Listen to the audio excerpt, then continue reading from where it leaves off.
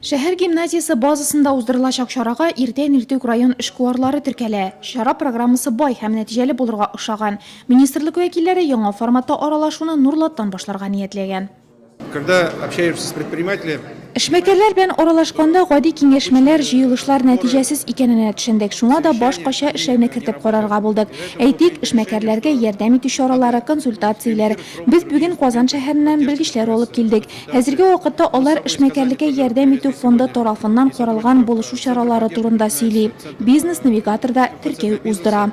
они сейчас оказывают как раз консультационные. 200 Нурлат эшкуары үз юнәлешләре буенча бүленеп 5 түгәрәк стель артында белемнәрен арттырды. Биредә борчыган проблемалар турында ачыктан-ачык сөйләргә дә, күптән шишелеш көткән сорауларга анык җавап ишетергә дә мөмкин.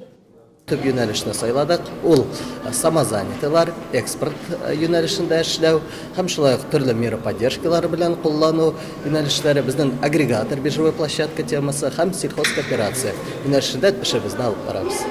Бүгенге көндә Нурлат районында 1100-дән артык шәхси эшмәкәр, 335 кеше предприятие, 148 үз мәшгуль исәпләнә.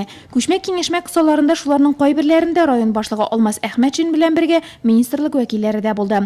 60 еллык тарихлы шикәр заводы, Нурлат җитештерү остаханәсе, чәчәк һәм яшелчә үстерү буенча теплицаларда булганда проблемалар барланды. Кеше предприятиеләрнең финанс хәлен яхшырту, товар реализацияләүдәге кыенлыклар, тагы да үсеп китәр өчен мөмкинлекләр хакында фикер алышында. Министрлык белгечләре барысында бер көтмәгә теркәде. Әлеге йомгак киләчәктә эшне көйләү өчен файдалы мәгълүмат.